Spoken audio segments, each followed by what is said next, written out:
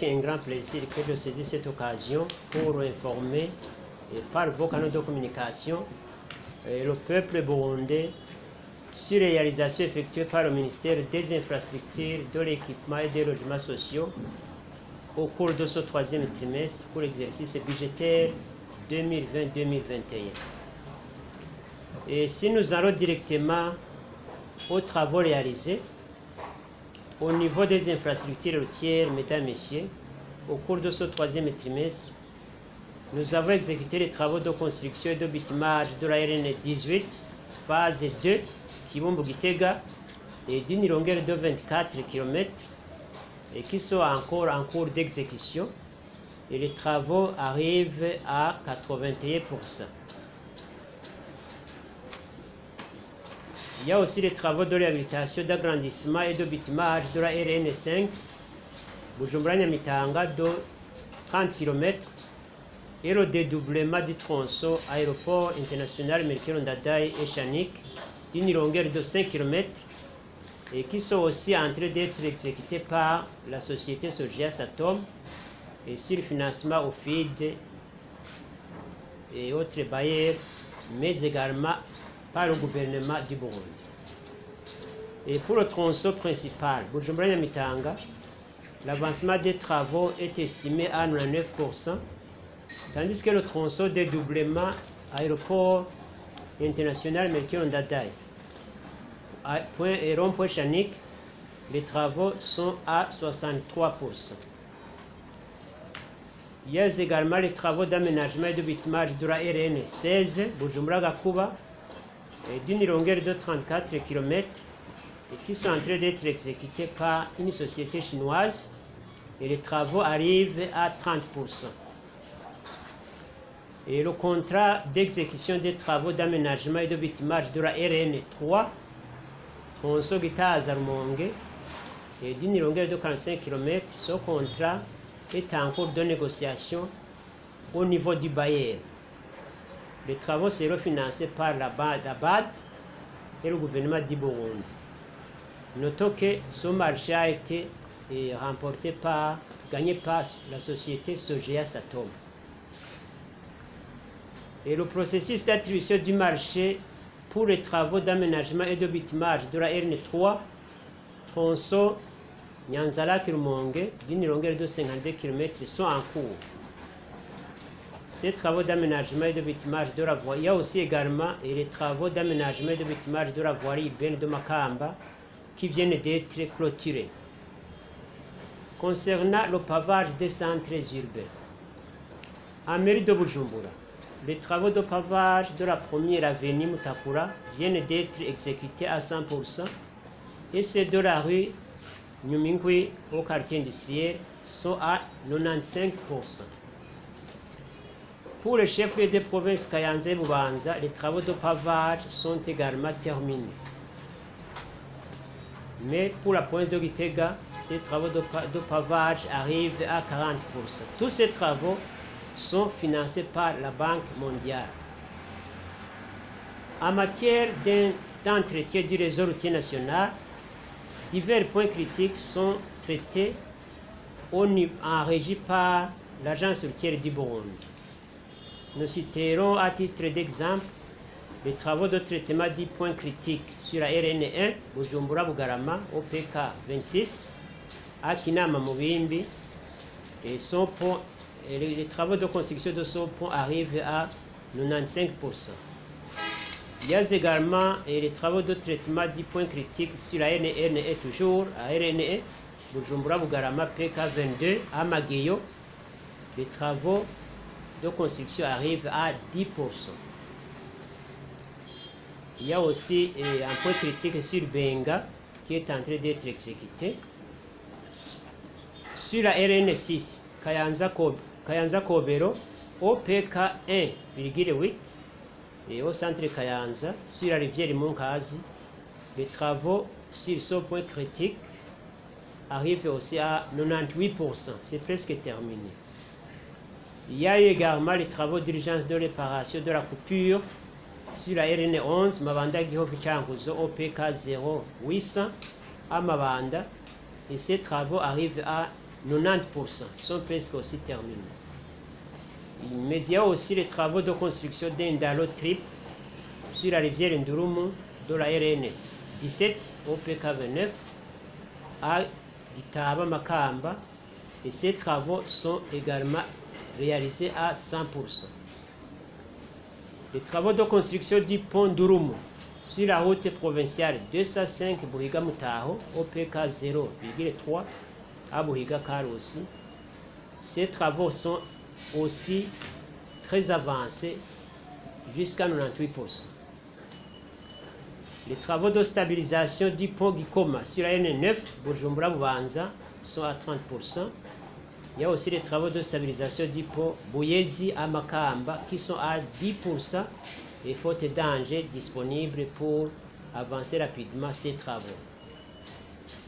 Au niveau des infrastructures ferroviaires, concernant le projet d'aménagement et de construction du chemin de fer Uvinza Musongati Gitega, les études de faisabilité et Uvinza Musongati ont été validées par les parties burundaises et tanzaniennes à travers une visioconférence conjointe du 8 au 11 février 2021. Les études sur le tronçon Musongati Gitega sont en train d'être actualisées. Et pour le projet d'aménagement et de construction du chemin de fer Gitega Bujumbura RDC, le comité de pilotage a déjà analysé le projet de mémorandum d'entente entre le gouvernement du Burundi et celui de la République démocratique du Congo. Il reste à programmer ce document au Conseil des ministres. Au niveau des infrastructures socio-économiques et administratives, concernant la construction des infrastructures socio-économiques et administratives, les travaux de construction de 5 centres de santé viennent d'être clôturés. Ici, nous citerons les 5 centres de santé. Il s'agit de Gishingano, Isale, Shurugumya, Gahombo, Nyakeru, Bugendana, Nyamabuye, Bugabira et Chagizo, Utihinda. Tous ces centres de santé ont clôturé les travaux. Au niveau de la construction des marchés, les travaux de construction des marchés de Musenyi, Mbanda et Muramvya sont terminés et la réception a eu déjà lieu. C'était en date du 23 et 26 mars 2021. Au niveau de la construction des écoles, deux écoles fondamentales, dont notamment celle de Nyakabingo de la commune Bisoro et celle de Musenyi en commune Rutovu, sont également terminées.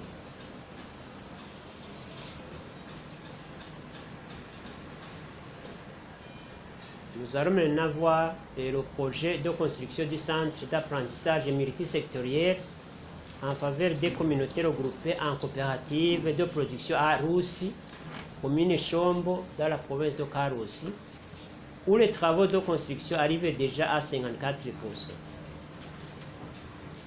Et en fait, il s'agit de construction de 22 blocs, dont 8 sont en étage, tandis que les 14 autres sont à un seul niveau. C'est un très grand chantier. Les blocs à un seul niveau sont à la charpente, tandis que les blocs en étage sont au niveau du coffrage et ferrillage des dalles. Concernant l'extension des centres de santé communaux pour la prise en charge de la pandémie Covid-19, les travaux d'extension des 37 centres de santé en cours de construction arrive en moyenne autour de 53%. Et si nous parlons des travaux de construction de 37 centres de santé, cela signifie qu'il s'agit de 74 blocs en cours de construction par les services de ce ministère. Aujourd'hui, si nous inventarions les chantiers que ce ministère des infrastructures, de l'équipement et des logements sociaux en cours de construction en régie, vous trouverez que le volume de travail de ce ministère des infrastructures est devenu très énorme. L'agence routière du Burundi, ARB, au niveau du réseau routier national, plus de 59 chantiers, communément appelés points critiques, sont en cours d'exécution. En d'autres termes, cela veut dire que l'agence routière du Burundi, ARB, aujourd'hui, est présent sur les 59 chantiers éparpillés à travers tout le pays. Au niveau de l'Obuha, si vous voyez le nombre aussi de chantiers en cours de construction en régie, c'est aussi très volumineux.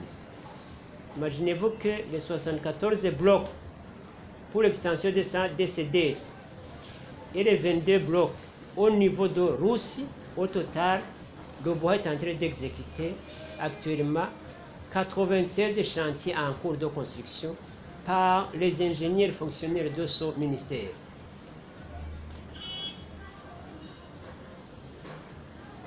Pour le projet de construction du palais du Parlement de Gitega et des buildings ministériels, la non-objection a été obtenue auprès de l'Exim Bank de Inde pour demander les propositions des offres techniques et financières aux entreprises indiennes afin de sélectionner celle qui va mener l'actualisation des études d'une part et d'autre part celui qui va assurer la surveillance et le contrôle des travaux.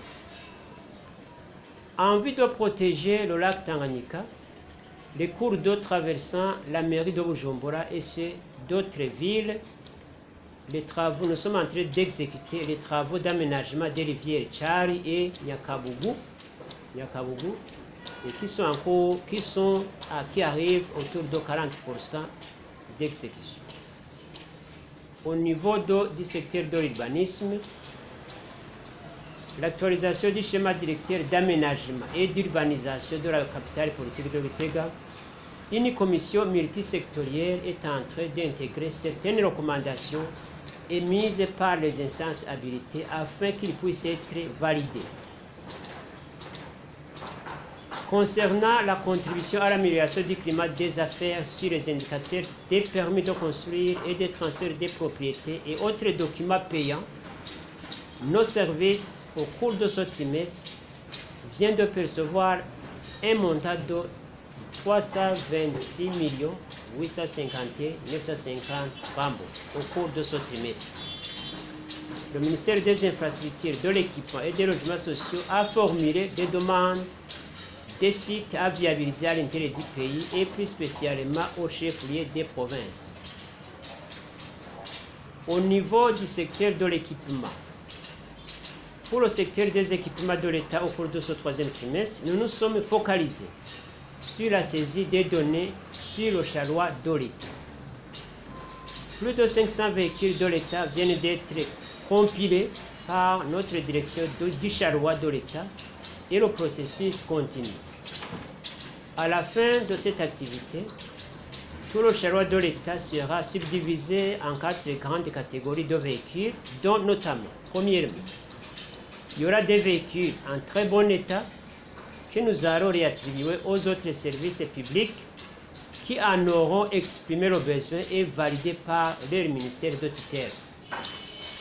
Il y en aura également des véhicules avec de simples pannes et qui nécessitera des réparations normales et non moins coûteuses et qui par après aussi seront réattribués aux services publics.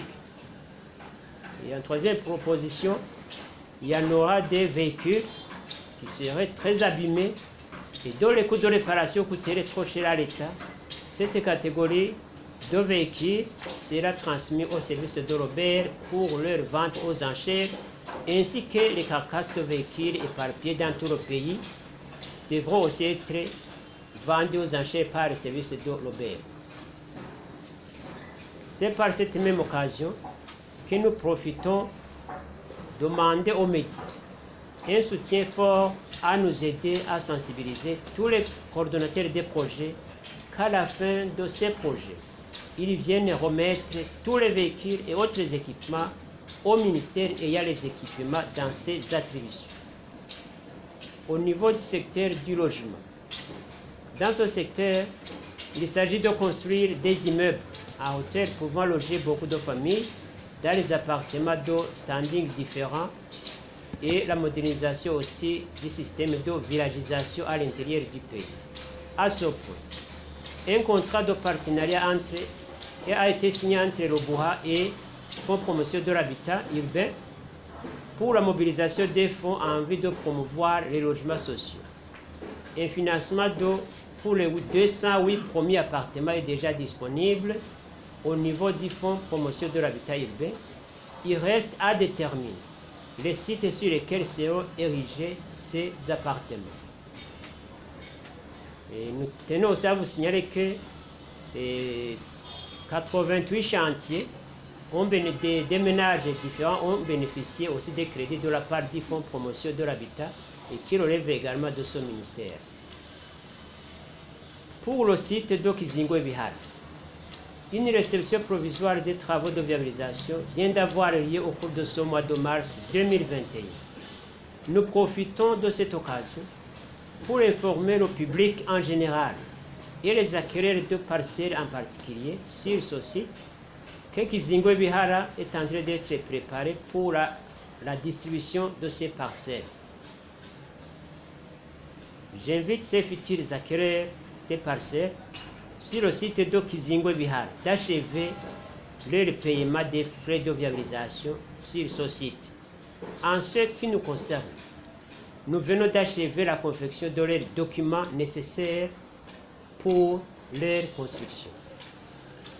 Pour rappel, aucun transfert de parcelle ne sera octroyé et 6 mois après l'octroi de ces documents, une descente sera effectuée pour retirer toutes les parcelles non mises en valeur pour les attribuer aux autres demandeurs qui en auraient exprimé le besoin et plus spécialement pour ceux qui ont besoin du premier logement. Mesdames, Messieurs, voilà brièvement les grandes réalisations de ce 3e trimestre pour l'exercice budgétaire 2020-2021 du ministère des Infrastructures, de l'Équipement et des Logements Sociaux. Je vous en remercie.